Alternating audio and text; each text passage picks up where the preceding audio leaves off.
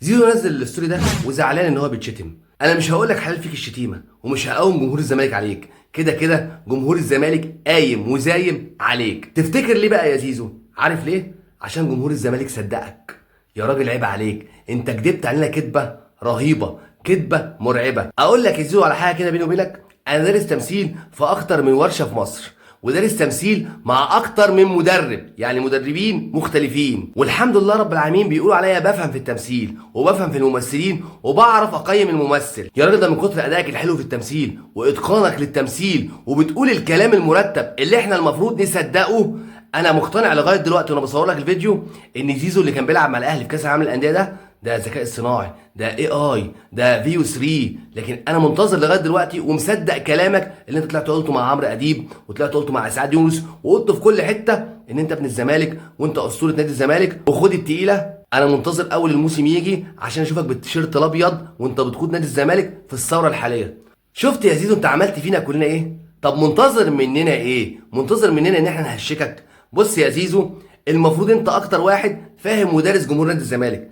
بن شرقي اللي بيلعب جنب منك ده جاب فينا جون في اول ماتش لعبه. جمهور نادي الزمالك ما شتموش، بالعكس كان بيحييه، وبن شرقي نفسه عارف الكلام ده، وجمهور الاهلي نفسه عارف الكلام دوت. احنا مش بنشتمك عشان خاطر انت رحت نادي الاهلي، لا احنا بنشتمك عشان انت راجل كذاب وضحكت علينا واحنا صدقناك، وجمهور الاهلي نفسه عارف ان انت خزوقتنا. فمنتظر مننا ايه؟ منتظر ايه من جمهور لما انتوا كنتوا بتلعبوا ماتش حلو وتخسروه كنا برضه بنشجعكم؟ يا راجل ده نهائي القرن، اقوى بطوله ضاعت مننا، كنا احنا احسن من الاهلي، ولغايه دلوقتي بنقول ايه؟ احنا كنا احسن من الاهلي ومعلش خيرها في غيرها، ومش زعلانين احنا ضربنا الماتش ده لان احنا كنا كويسين. منتظر ايه من جمهور بيحب اللعب والفن والهندسه؟ انت يا زيزو بنفسك لما كنت تلعب مع الفرقه دي مع نادي الزمالك وكنت تكسب 1-0 او 2-0 واداء منيل ب 60 نيله، كنا احنا بنبقى زعلانين، ما كناش بنحفل، كنا بنقول ايه الماتش الوحش ده؟ منتظر ايه من جمهور دي عقليته بيحب المتعه، بيحب الصراحه؟ انت لو كنت قلت من الاول انا مش هجدد عقدي وهروح النادي الاهلي، والله العظيم ما كان حد فتح بقه، كنا زعلنا شويه وقلنا لك بالسلامه، لكن بالطريقه دي ومنتظر مننا هنطبطب عليك؟ هو عموما انا مش بعمل الفيديو دوت عشان خاطر اقوم جمهور الزمالك عليك انه يشتمك، لا انا كده كده هشتمك عادي. عارف ليه؟ عشان انت ضحكت عليا، انا صدقتك.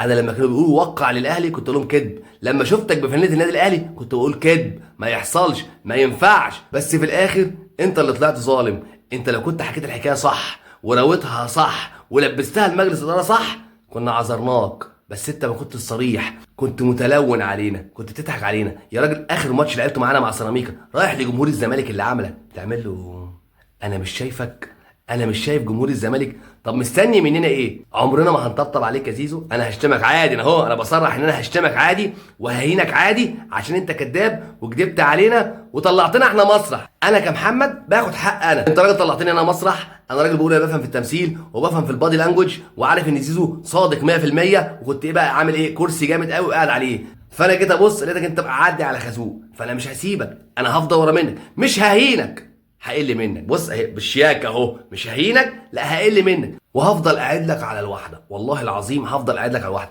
احنا هنبطلك كوره.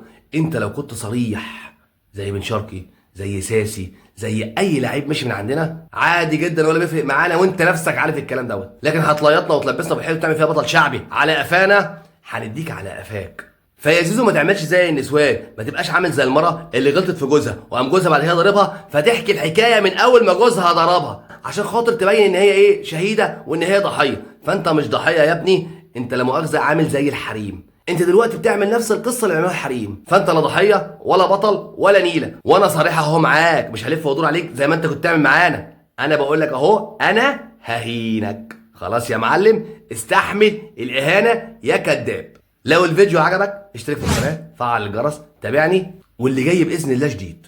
سلام عليكم.